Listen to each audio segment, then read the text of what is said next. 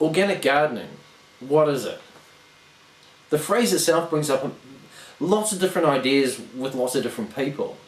But you could say it's the art and science of growing fruits and vegetables and flowers and ornamental plants using the basic principles of organic horticulture, whether it be conservation, whether it be soil building or pest control or heirloom variety preservation. Is your garden variety green-fingered idealistic hippie actually doing science? I'm Justin Harnish and this is Off My Block.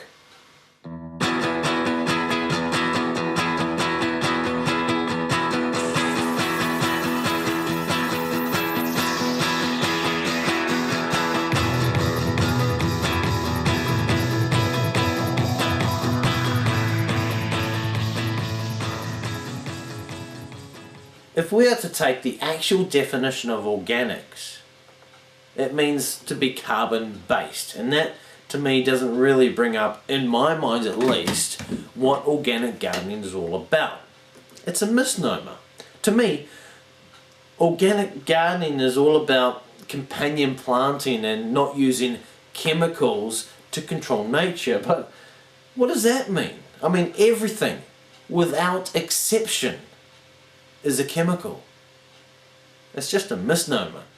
That's not just my opinion. If we're talking about inappropriate words, let's talk about natural gardening. Natural, like organic, is a much overused word. After all, if it's not natural, what the hell is it? Even synthesized chemicals are natural.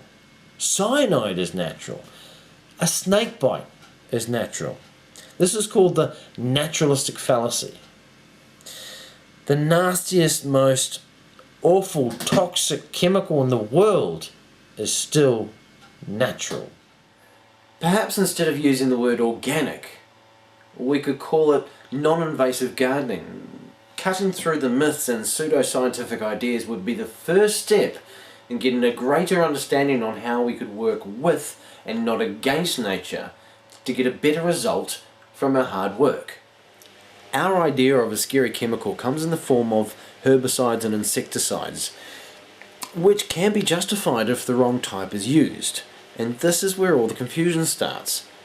Take, for example, one might use slug and snail bait to protect their young seedlings against the heartbreaking attack from those gruesome gastropods.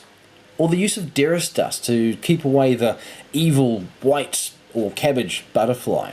Now, both of these are an acceptable way to cope with the problem, although some organic gardeners refuse to use either of them. But let's use the bait as an example here. Like most pest controls, they are split into two different categories: organic and non-organic. The commercial chemical contains 15 grams per kg of metaldehyde, which is 1.5% of active ingredient. The rest is a filler.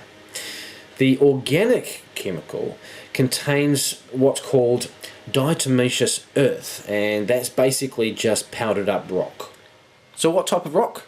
In this case, it's 80 to 90% silica.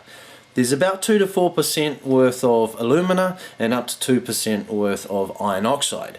Now, the silica is basically fossilized diatoms, which is, in essence, a type of hard-shelled algae. Fossilization is the mineral replacement of bone, and in this case the mineral happens to be silica, which is not carbon-based. It's not organic. The alumina, however, does contain a little bit of organic matter. It is, however, basically clay. It's made up of many minerals and, at best, a trace amount of organic matter.